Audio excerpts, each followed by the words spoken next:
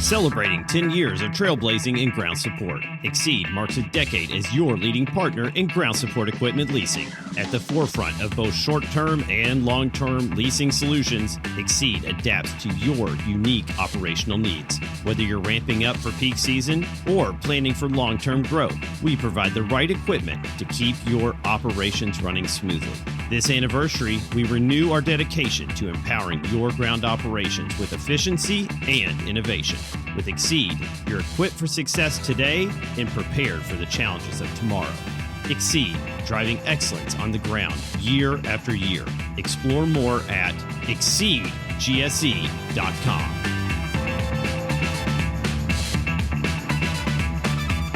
This is Brad Compton. This is Luke Brown. This is Jeff Barrett. This is Tessa Fasen, and you are listening to the GSE podcast.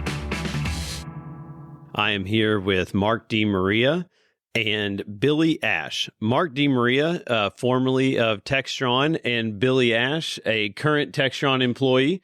And Mark, I will start with you, and I just want to hear a little bit about your career and how you started in the ground support equipment industry. I want to go the whole way back. Okay. I started off where I was working overseas, and I came back to the States to live, and I wanted to get overseas again. So a friend of mine says, "Have you ever tried the airline industry?" And I was thinking, why would the airline industry want a diesel mechanic? Had no clue. So I applied for Saudi Arabian Airlines, and I ended up getting a job in Saudi Arabia as a technical instructor for GSE. And that was back in like 1990. So it's a couple years back.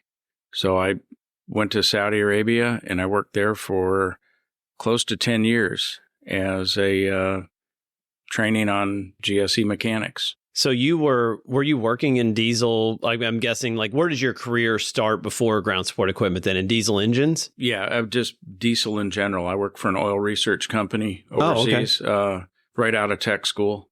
And funny enough, I didn't work on many diesel engines at first in the oil industry. I worked on everything else, really funky machines. And then I ended up working on remote crews like in Egypt and Dubai on all types of equipment. So you started out stateside and then got this opportunity out in Saudi Arabia? Well, I worked international for oil research on a ship, Spain, Ireland, Norway, Newfoundland, and then went to Egypt on a land-based crew, went to China on a crew up there for a little over a year, and then went to Dubai. I was Egypt, Dubai, and then China. Went back to the States for about 3 years. And that's when this opportunity came up to go to Saudi Arabian Airlines. Wow, that's incredible. So you're at Saudi Arabian Airlines, and then does Tug at that point, or Stewart and Stevenson, like who gets a hold of you at that point and then how did you make your transition from Saudi Arabian Airlines to, landing at the Tug/Textron? Well, Bill Ocon and Ben Reeves came to Saudi to do some training, but it happened to be during one of the Saudi holidays. So no training was going to happen. So Ben asked, "Hey, would you like to go out to dinner?" Well, I was playing on a men's softball league.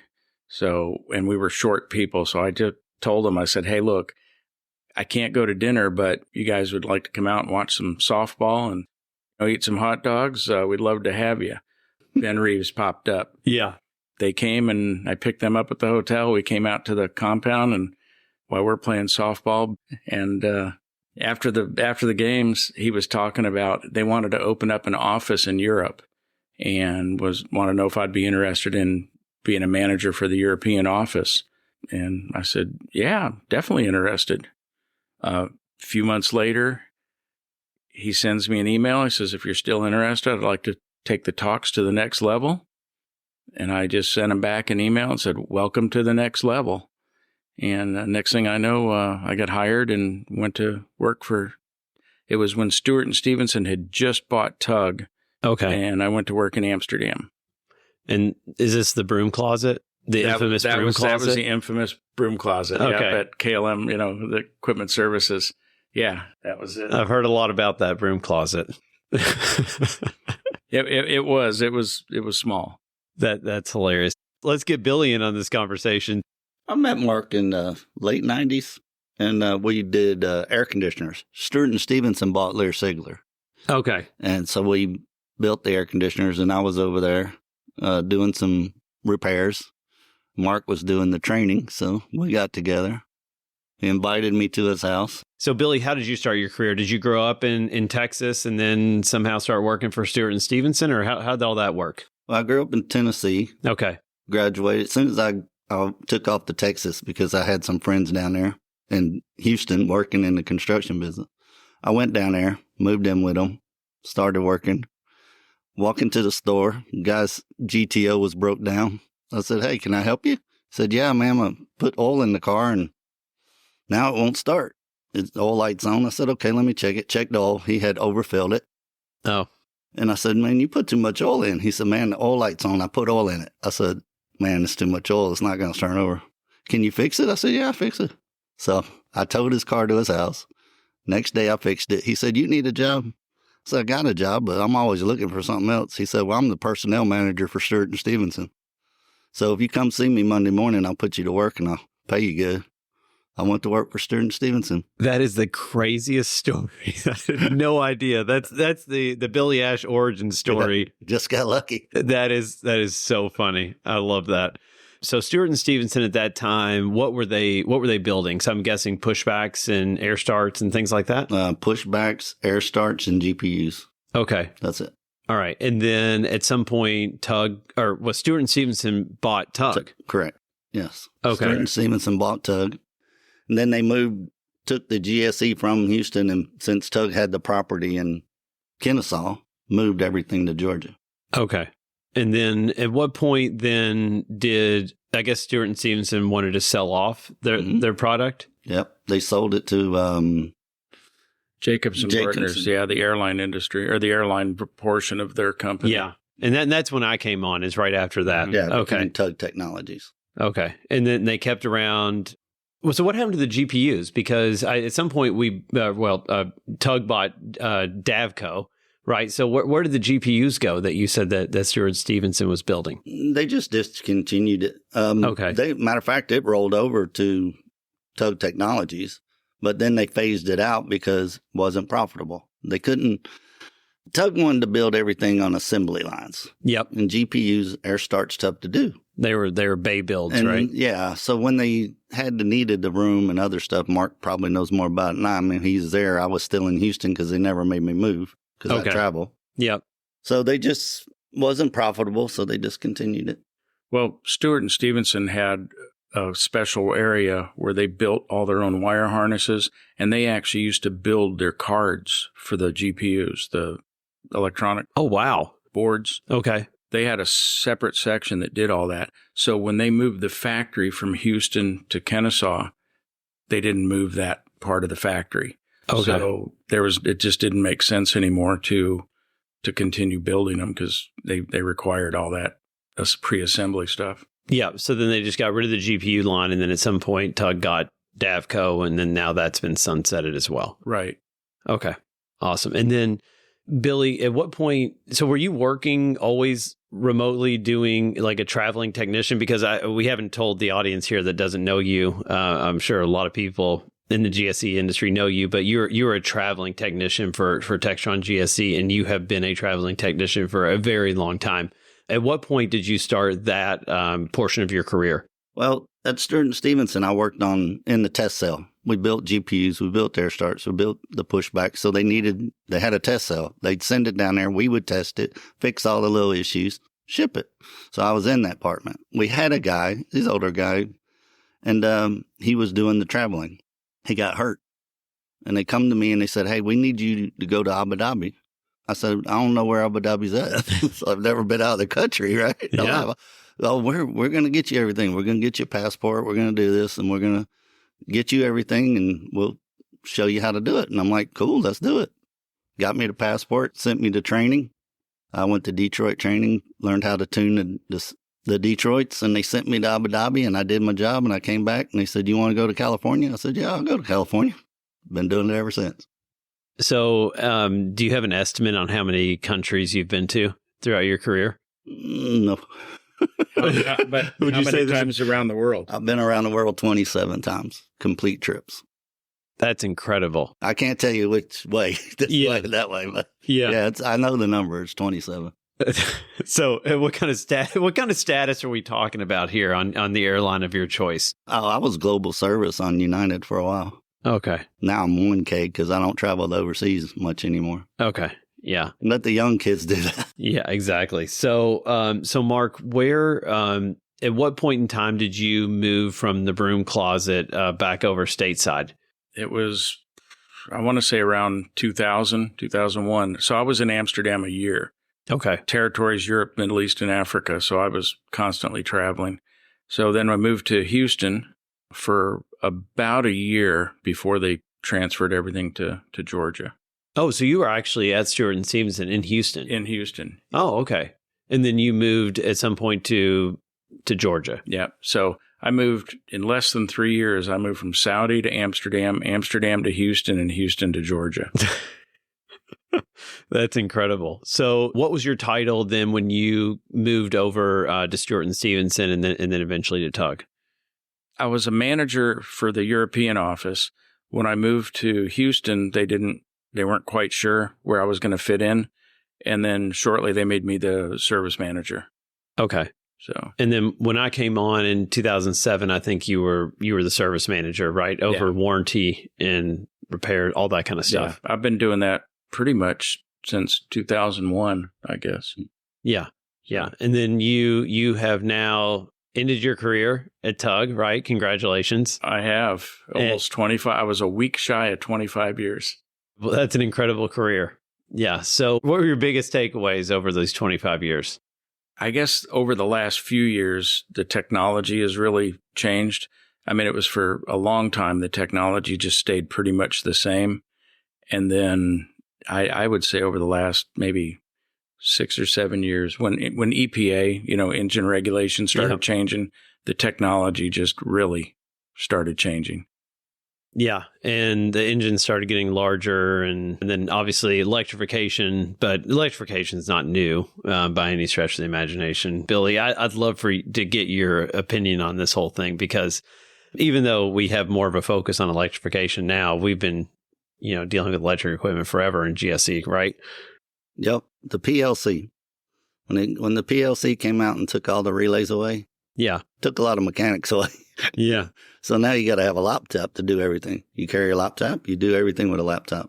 If you don't have the software to connect to these PLCs, you can't fix it. Yeah, it's all there. So, I mean, was it a hard transition for you to go from working on mechanical to, the PLCs and all that kind of stuff? I wouldn't say it was hard. I would say it was a training experience. You either did it or you stayed behind. Yeah. So you move forward or you stay behind. A lot of people don't like the new technologies and they didn't want to do it. Yeah. I bang a key on a computer. So I like learning new stuff. So it was okay with me. Do you do the hunt and peck? Is that? I do. Oh, I have 2 fingers. But really, I love the enter key. Oh, yeah. That's your favorite? Download the program, enter. Yeah, exactly. Yeah. It works. A lot of times, I mean, I don't know that that's true or not, but I mean, sometimes that's the fix, right? Is updating the software? Sometimes. Updating the software, tweaking the software. You can find emissions. Like Mark said, it's crazy. DEF fluid came out, and once the emissions came through, we rely on Deutz and Cummins and everybody. Sometimes we can't rely on them because we're there. Yeah. We have to have their software. We have to have the ability to do what they can do. And Mark was great because he always wanted us to have the best equipment. For a service guy, if I call Mark and say, hey, I need the Cummins software, I can't call Cummins in here. Get it done. Yeah. Yeah, because Mark understood it, right? Yeah, because he grew up kind of in the same way that you did with this whole thing, right? So Mark came from being a service guy into then, kind of leading a team. And so he understood what was required. Right. You couldn't ask when you got somebody who's been in it and traveled and done it. Yeah. I call him and say, Mark, I got a problem with this electrical drawing. I don't think it's right. Yeah. I think engineering maybe made a mistake or something. He'd sit there and work with you, and tell you, oh, yep, it's here. Let me go talk to this guy because he's there. Yeah. Go talk to me, call me back, say, yeah, you can do it this way. Let's see. Works. Yeah. So, yeah, I'm a firm believer have the right tool for the job. So it's when they were out there and I'd say, just get what you need. Let's do it. Yeah. And you all have known each other since, what year was that you all met? I'm sorry. Well, it's funny. My son, we met when my son was a year old. He's 35. That's incredible. So before you all, well, I mean, I guess you were working for Stewart and Stevenson, right? But you weren't yet. So, and that's funny. You know, we were at the house having a few beers, and I told him, I says, I might be your boss one day. And he says, well, I don't care. 4 years later, I was his boss. You've been a great boss. Yeah, good. That's awesome. What's the one service call, Billy, that you remember the most? Like, what is the one that sticks in your mind that maybe was a couple weeks long, you couldn't figure it out, whatever, or just a funny story about one that just, you couldn't get it, and then it was just happened to come along or whatever? Do you have a good service story for me? There's been a ton of them. Yeah, you pick your favorite one. Everybody listens to this podcast. They love a good story, so. I was in El Salvador. Shouldn't have been there.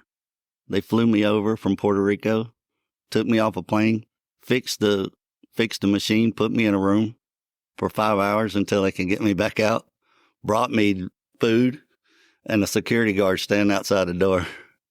I couldn't leave. Said, nope, you got to stay here until the plane leaves. We'll put you back on it and send you back out.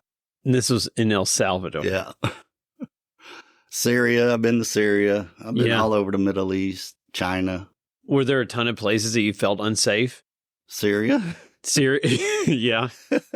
Syria, like it. Yeah, I bet that was not a good one. Yeah, we were in Syria starting an aircraft, and we didn't have headsets. So we were like, okay, we're going to tell the pilot when to throw the fuel to the plane, right? So we're spooling the engine over. He throws the fuel. We don't tell him. Fuel's running all the way back out the engines. I mean, fuel is just dumping. Everybody takes off running. I'm standing by the air start. What the hell am I going to do? I got to run too. Yeah. So we got it shut down, and everything's okay. It didn't blow up or nothing, but it was scary. Oh, my gosh. Mark, what's your favorite service story? I don't know if I have a favorite service story. I know I've had some good trips. All right, let's talk about a trip then. When I worked oil research, I was in China, and I happened to go to the Great Wall on my birthday. 30 years later, on my birthday, I was on a trip in China with Billy, and we got to tour a lot of different areas. We took trains, and we went through multiple cities. It was awesome. And I used to be married to a Thai, so I love Thai food. We love beer, and we like music. So we were in this little town. I can't even remember the name of it, but we walked by this restaurant. It was Thai food and craft beer. Oh, check this out. So we went in there. Sure enough, Thai food is good. Craft beer, all kinds of different craft beers.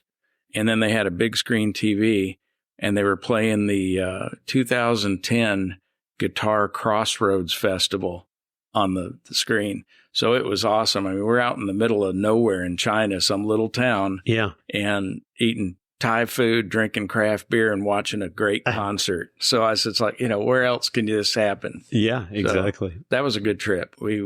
I hit more cities we hit more cities in China than I had ever done before. It was cool. So, I mean, I guess Stewart and Stevenson and Tug and Textron had equipment all over the world, right? I mean, and a lot in the Middle East. I mean, hey, you've spent a lot of time in the Middle East, is that correct? I've spent years in the Middle East. Yeah. Dubai, Qatar, Oman, Bahrain, Kuwait, Saudi, all of them. Now, were you the guy who would fix those huge, what were they, the ACU 804s? Were they the 804s? 5134. The 5134. That was me. Not the 804. 5134. I'm sorry. That's somebody else. I know, that's somebody else. I don't know why I got that in my head. I knew it was, 5134. The truck mounted ACUs. Yep. Mm-hmm. That was me. That was you?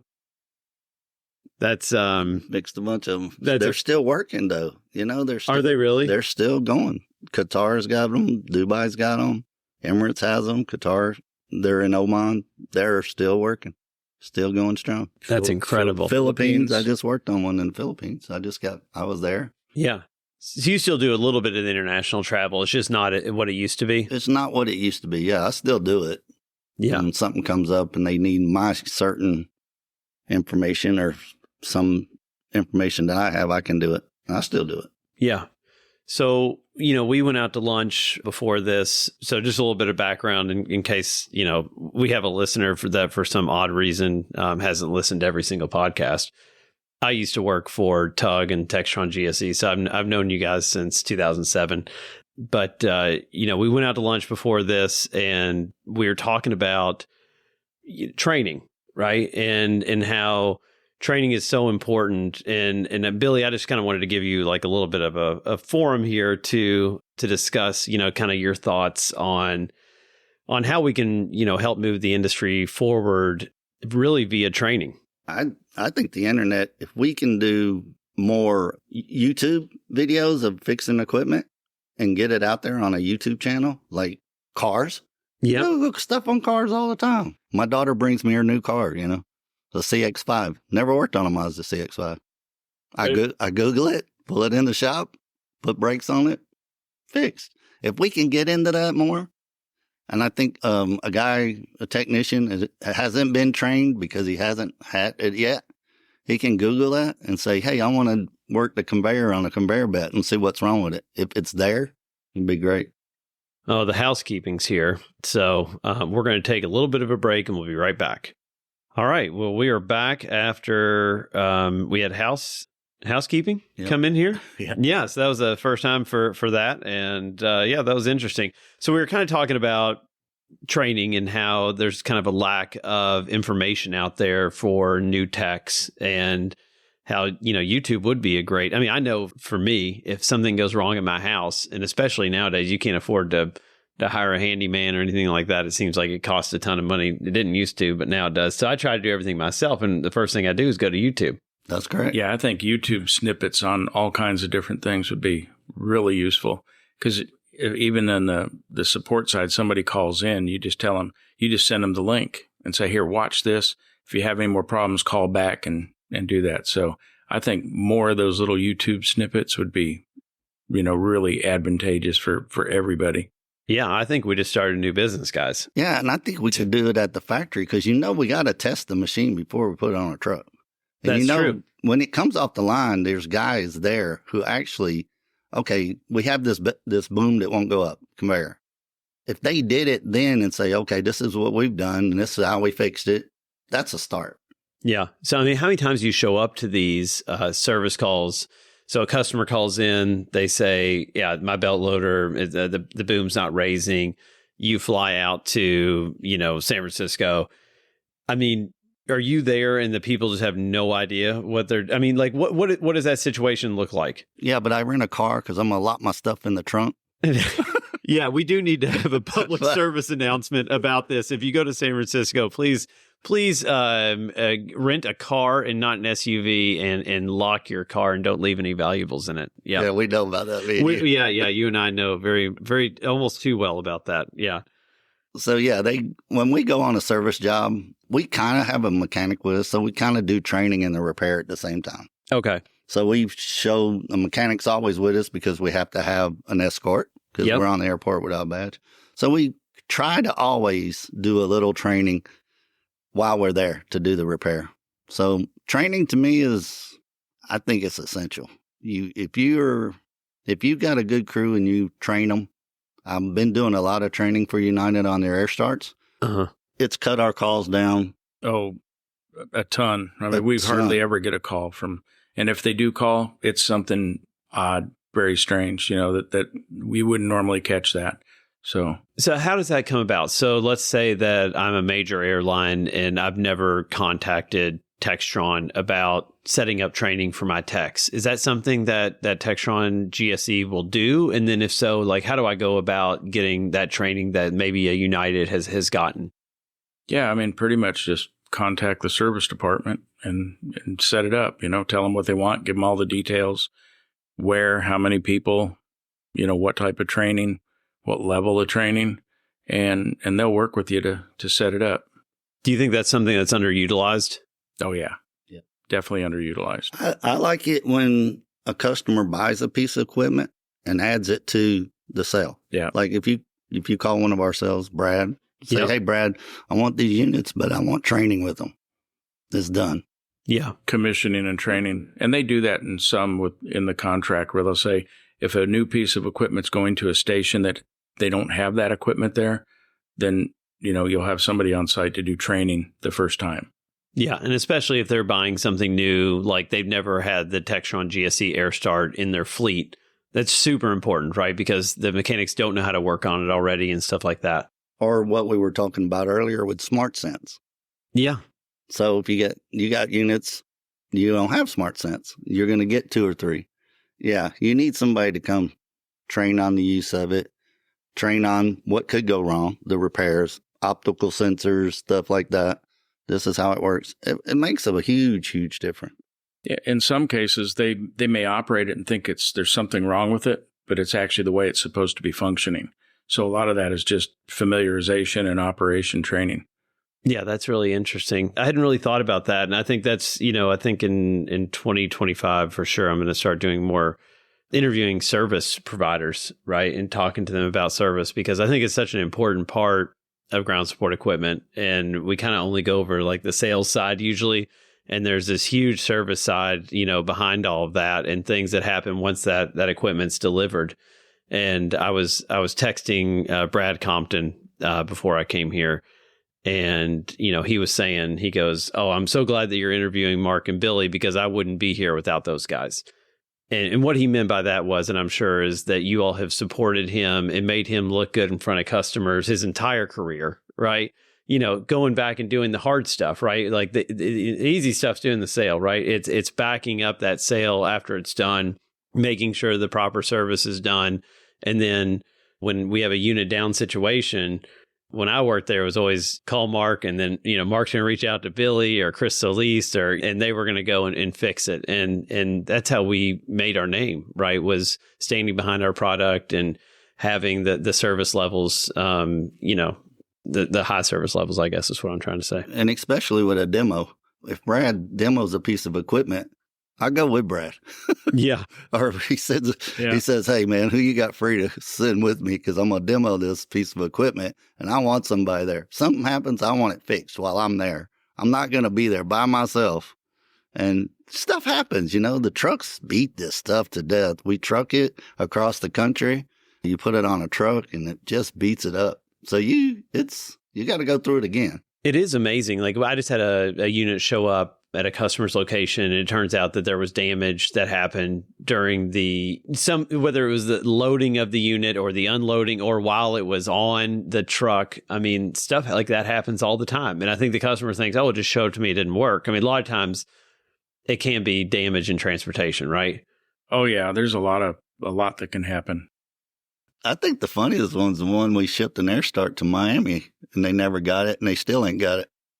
It disappeared. Oh, Remember? No, I don't remember that. Somebody stole it. It's gone. Really? Yeah. Like our backpack? Yeah. Maybe a little faster. That Air Start disappeared. It was gone. Yeah. Oh, wow. That's incredible. Yeah. I remember when I pulled, I think it was one of the first times I pulled into that Kennesaw parking lot, and I bottomed out because I guess somebody had left, I don't know, it was a GT50 or GT110 sitting in the parking lot. Do you remember this? And it ended up sinking into the ground. Sinking into the ground. Right. And there was like 2 huge swells in the concrete there. And that was the first time I realized that not all concrete is built the same. Yeah. Well, that was an asphalt parking lot. Oh, well, the asphalt. So that's why. Yeah. It just sank right in. Yeah. So what do you see, Billy? Let's go back to electric really quickly. So do you see less repairs in electric than you do internal combustion? Yes. I see less repair on the electric.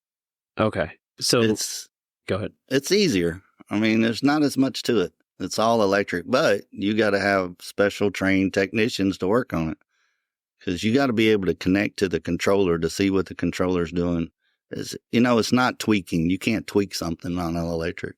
Yeah. Raise the RPM, lower the RPM, change the pressure, do this. It's a lot more fixed. Kind of cut and dry. Cut and dry.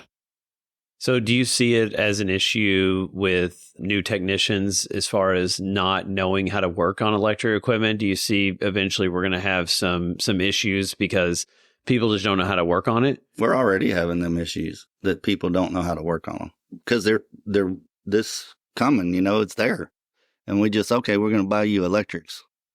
But they don't train. You ain't got trained on electrics. Yeah. So it's a whole different ballgame and it's dangerous. You need the training. Yeah. So I have people who call me wanting me to help them fix stuff. And I make sure I have to be really careful. Mark stressed this a lot. Yeah. Be really careful what they know. Know what they know before you send them in there.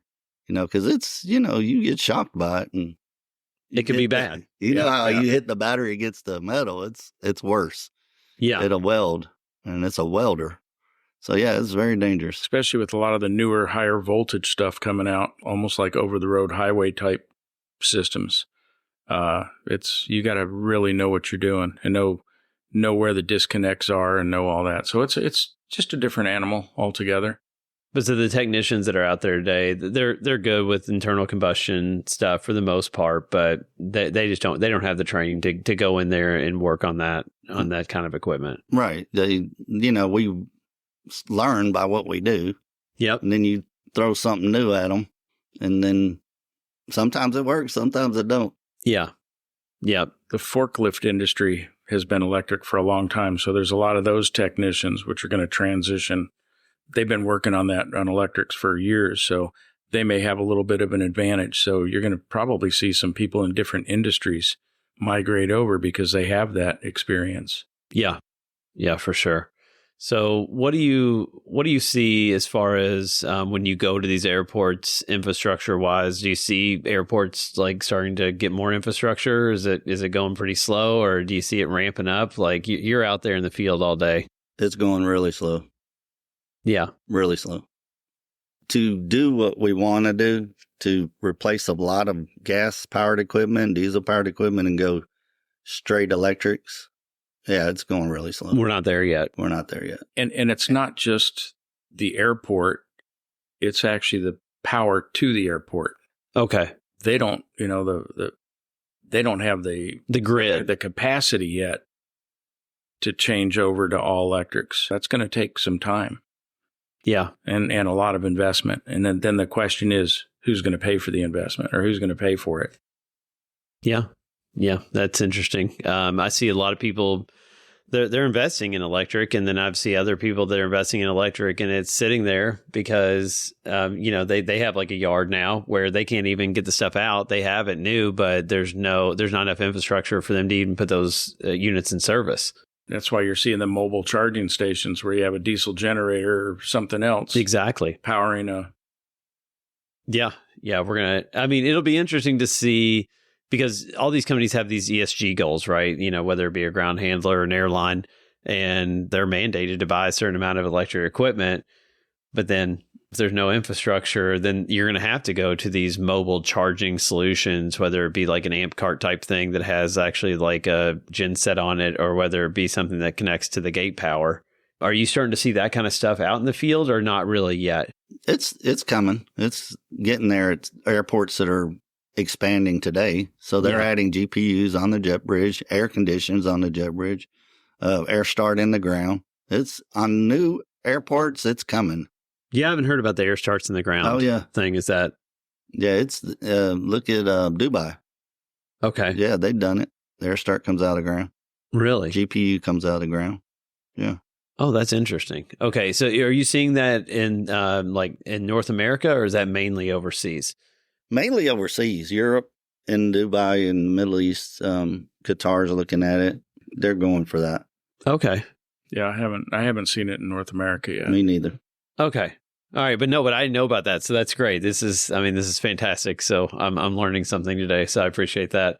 So is that that must be a lot of infrastructure changes on the airport, though, right? They can't just snap your fingers. That's hard. Done. It has to be on an airport, I think, where you're adding a terminal or you're doing something from ground up. Yeah, it's a new build. They're not. It's not something where you're modifying. Yeah, you're not retrofitting that kind of stuff, right?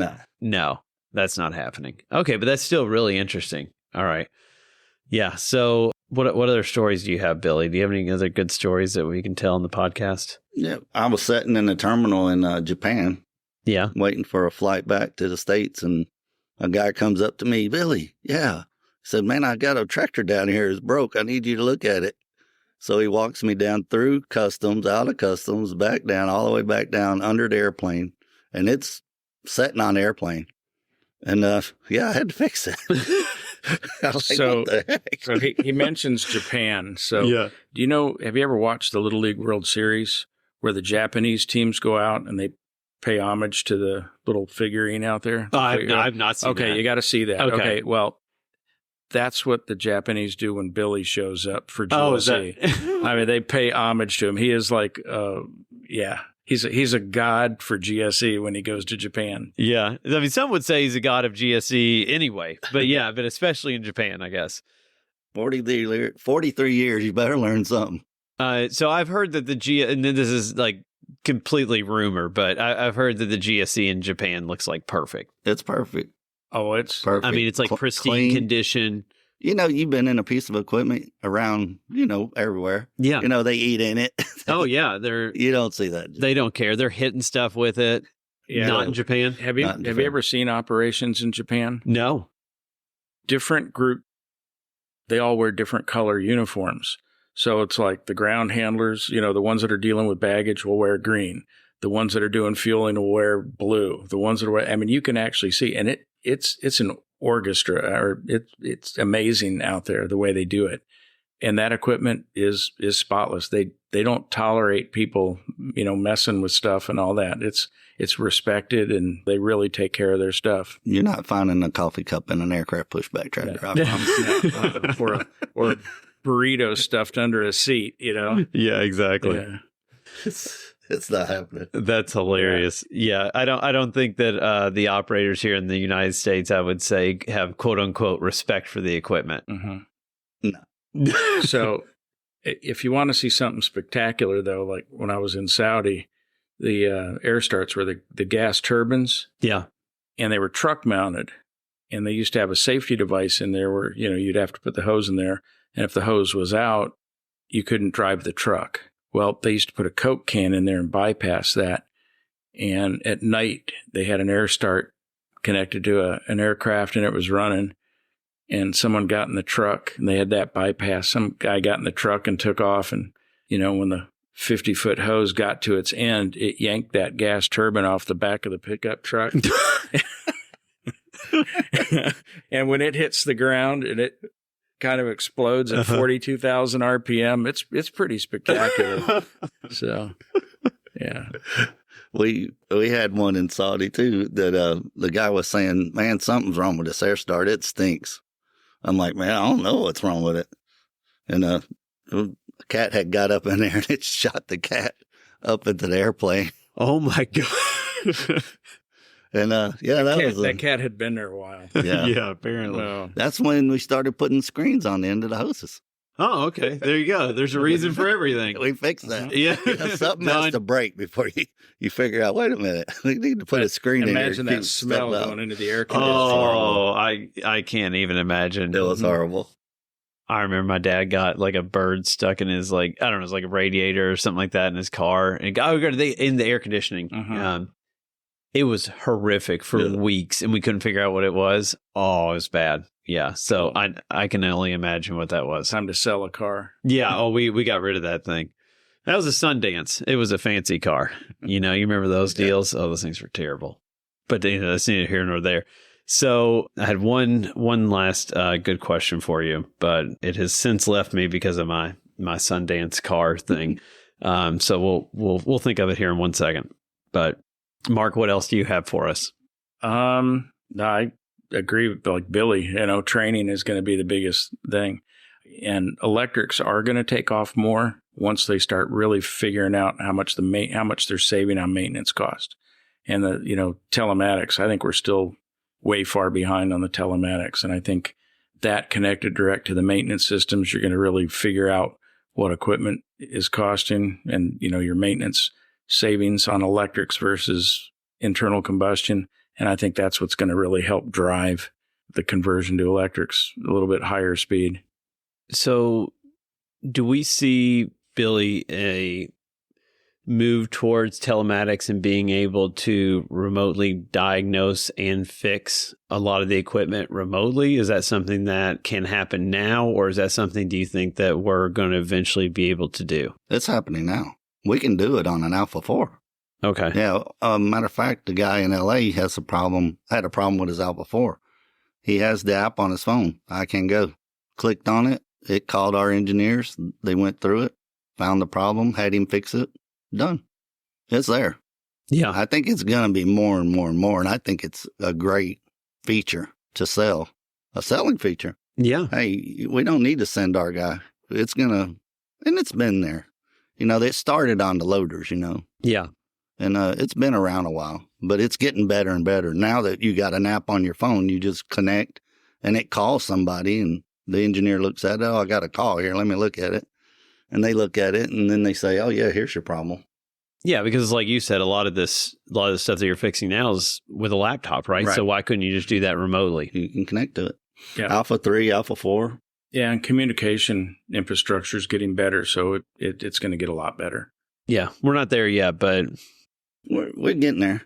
we're getting there. I think it's getting closer and closer to being that. The app on your phone is, that's crazy. It works great. I've used it. I got it on my phone. Yeah.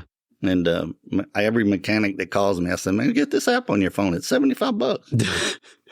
Yeah. I mean, Why not? of course, Mark approved mine. So Yeah, I'm good. exactly. My $75. But they're willing, the mechanic in LA was willing to pay for this himself. Just to get it done. Just to get it done. Yeah. He got it on his phone. He said, man, this is great. What kind of app is this? I mean, is this like It's a software app. It's the company that builds the software for the Alpha 4. Oh, okay. It's their app. Nice. And our mechanics control it, and Yeah. it's tied to our system, and it works great. Yeah, it's a great selling feature. So how many, I remember what I was going to ask you now. How many days in a year, and it could have varied or whatever, but I mean, how many days a year were you out traveling as a traveling technician? The most I was out at one time was 4 months, steady, gone for 4 months. 3 months, 2 months, but... So, I mean, out of 300 something days a year, you're looking at like maybe 200? 200 of it or more, yeah. It's Easy. Incredible. Yeah. Yeah, now the wife says, when you leaving? Yeah. What are you doing here? I just got home Friday. Yeah, she's listening to this podcast going, I hope they don't make those technology advancements or else he's going to be around sitting on the couch remotely diagnosing things. Yeah. We don't want that. Yeah, isn't it time for you to leave? Yeah, exactly. That's awesome. Well, yeah, I mean, I was actually thinking about doing this podcast. It got brought up the first day that I did. So my first podcast that I ever did was with Brad Compton, and we did it at my house at a kitchen table. And we get done with the podcast, and he goes, "You know who you really need to have on is Billy Ash and Mark DiMaria." And he's like, they've got all the stories. They've supported all these customers. That's the people that they want to hear from and all this stuff. So this has been a long time coming because I agree with him. I'm like, if I get those two on, it'd be amazing. And I really appreciate you all coming on today and talking to me about GSE and just about what you've seen and your stories. And Mark, I'm sad to see you go, but hopefully we can continue to work together. And you want to kind of tell everybody what you're doing now in your retirement? So, yeah, it's even though I've retired, I've just kind of switched careers completely. I am now in promotional products business and embroidery and something with marketing, nothing to do with GSE, although we do have a lot of GSE customers. That it's my wife's company. She's owned it for 28 years. And yeah, it was a great opportunity, perfect timing. You know, GSE was a wonderful ride, 35 years. And but now it's, turning the page and looking forward to this new endeavor. Yeah, exactly. And if they need your services and they need some apparel or promotional products, where would they reach you? Just on LinkedIn? aimpromos.com. LinkedIn, we're getting ready to do our renew the page and all that, but AIM Promos. So you've got how many years now? 43. 43. How much longer are you planning on going down this road? I don't know. I enjoy it. But number one, I enjoy what I do and I enjoy who I work for. I work for a great company, great people. They give you what you need to do the job. They give you the time off you need when you need it. Yep. until I'm tired and say, yeah, I don't want to get on the airplane no more. Yeah. I'm going to be around a little while longer. Nice. All right. 43 years. That's incredible. I can't even imagine. So I've only done it 17 years, so I'm way far behind you. I got some time to go. So, but any other closing parting words of wisdom from either of you? No, I mean, it's a great industry. It's the people you meet and the relationships that you get along the way. Yeah. I've known people that's known me all my life dang near since I was in this business. Yeah. It's crazy. Yeah, it is. I was thinking this morning as I was on a plane here about how, we have this text group going, and I'm sure a lot of people in the industry don't know this, but Tug was like a family. I mean, obviously, like old Tug, right? Like before Textron GSE. I'm not saying anything bad about Textron GSE. I'm just talking about Tug Technologies was like a family, right? We're really close knit. And we have a text group that goes, on and off occasionally, and then we get together and stuff like that Lynn Beard put together. And I mean, that's how close this little GSE family is that we still get together and do things. I haven't got a chance to go to them. I'm sure you all have. Right. Yeah. And it's usually around Christmas or, some kind of a holiday. But yeah, the old Tug group gets together. Yeah. And I mean, it was like, just like I said, like a big family. Stuart and Stevenson did that for a long time. Yeah. Long time, we would always get together. Yeah, and I'd say we just had a podcast that I recorded in Toronto, and everybody was talking about how it's just a big community, right? And then we have this new guy starting at Exceed, and his name's Jake. And I was telling Jake, I was like, you're going to love the industry. You've never been in the industry before because everybody's so welcoming, and it's like the nicest group of people you'll ever meet. We have an industry unlike any other, I think, in my opinion. And so anyway, it's a great industry to be a part of. I've enjoyed knowing both of you for so long, and I really appreciate you all coming on. No, we appreciate it. Yeah. So, all right. Well, this has been Billy and Mark and Matt for the GSE podcast. Talk to you later. Thank you for tuning in to this episode of the GSE podcast. We hope you found it informative and engaging. If this episode resonated with you, please share it with your colleagues and peers in the ground support equipment community. Your support is invaluable to us. We'd appreciate it if you could take a moment to rate and review our podcast. Your feedback not only encourages us, but also helps expand our reach within the GSE community. Keep an eye out for more episodes as we continue to explore the dynamic world of ground operations, bringing you the latest trends, insights, and stories from the industry. Thank you for listening to the GSE podcast. Until we meet again, stay grounded and keep pushing forward.